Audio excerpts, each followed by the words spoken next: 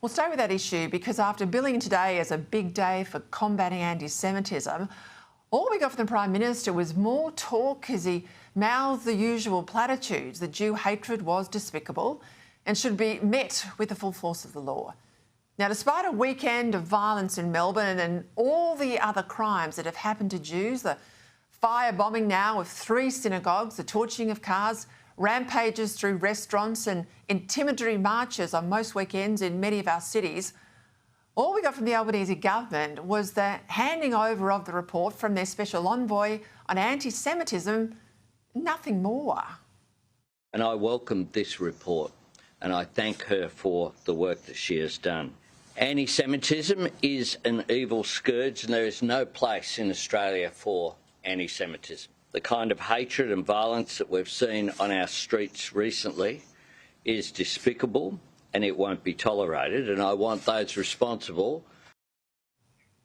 For the government not to have on the table today their response to the Siegel report, or at a bare minimum a list of 5 or 6 of the most urgent things they can progress immediately, well, I think that's an insult, not just to Jewish Australians, but to every one of us, Jew and Gentile alike, who regard what's being allowed to fester and grow in our community as an abomination. Now, nothing the Prime Minister said today will stop anti-Semitism. Essentially what we got was more high-minded hand-wringing and not the action, not the leadership that's desperately needed.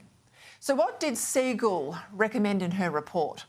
Well, the report's recommendations that the government welcomed called for training of Border Force officials to spot and deport anti-Semites, a national standard definition of anti-Jewish bigotry, cuts to the funding and the loss of charitable status for institutions that don't effectively deal with anti-Semitism, an anti-Semitism report card for our universities, and clear editorial standards for the ABC.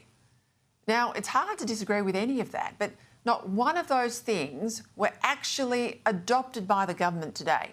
Instead, they just said they're being considered. We'll now carefully consider the report recommendations. There's a number of things in here that we are doing. There's a number of things can be implemented quickly. There are a number of things that will require work over a period of time. And yet, as I watched the PM and Tony Burke stand there today with their, concerned faces turned on, I thought, seriously, does anyone think this government that gave 3,000 tourist visas to people from the terrorist-controlled war zone of Gaza is suddenly going to crack down on anti-Semitic visa applicants? I mean, does anyone really think the ABC's reporting will change, or that universities are going to change their behaviour, or that the funding would be cut by the government should there be more anti-Semitic encampments or more Jew hatred from activist academics? It's just so typical of this government that it would release a report without also releasing a plan to implement it. And it's hard to take today those expressions of concern seriously from the likes of Tony Burke when the Home Affairs Minister ostentatiously failed to condemn the eruptions of anti-Semitism immediately after the October 7 atrocity. Now, look at Burke today. We all wish that we could have a plan for the obliteration of anti-Semitism. History has a very different and sad message, but this is about pushing it absolutely to the margins because this form of bigotry is absolutely an attack on Australia.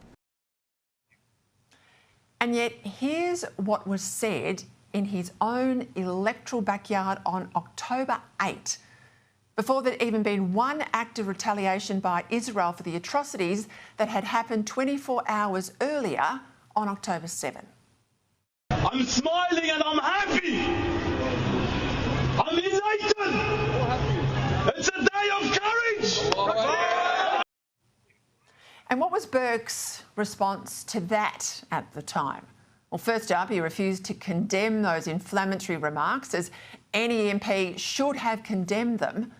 And then he tried to put October 7, he said, into some sort of false context. Before the 7th of October, so I think it's worth remembering, because sometimes this is forgotten in general media discourse, the history of the recce did not begin on the 7th of October.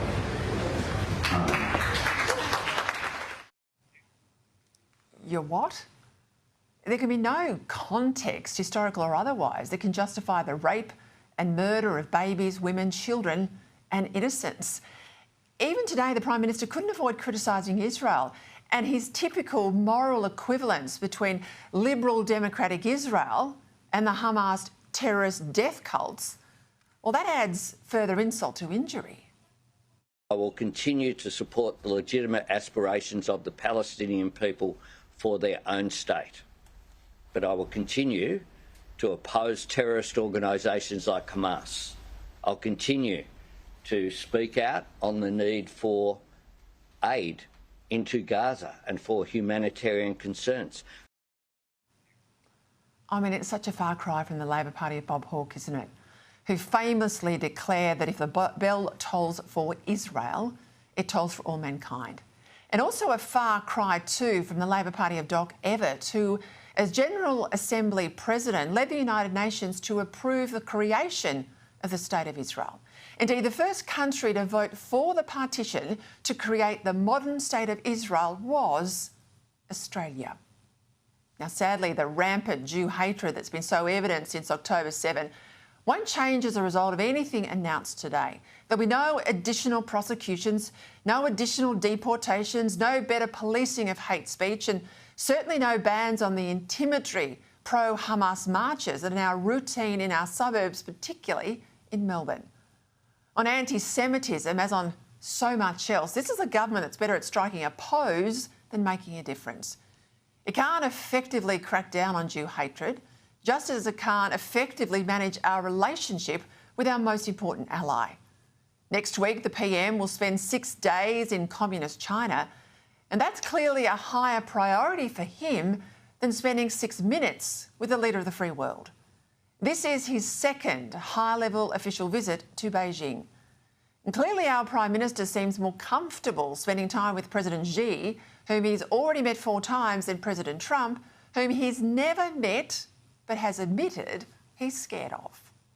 We have an alliance with the US, we've got to deal with him, but that doesn't mean that you're uncritical about it.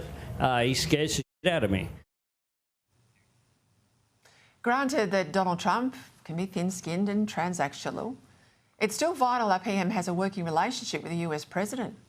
For someone who's never stopped waving around his Medicare card during the election campaign, you think the PM would be rushing to Washington, wouldn't you, to counter Big Pharma's latest attack on our PBS.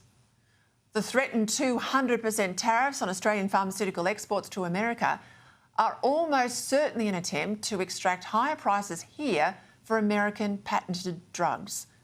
In the end, that will inevitably mean higher health costs for Australians, or at the very least, taxpayers who fund the system.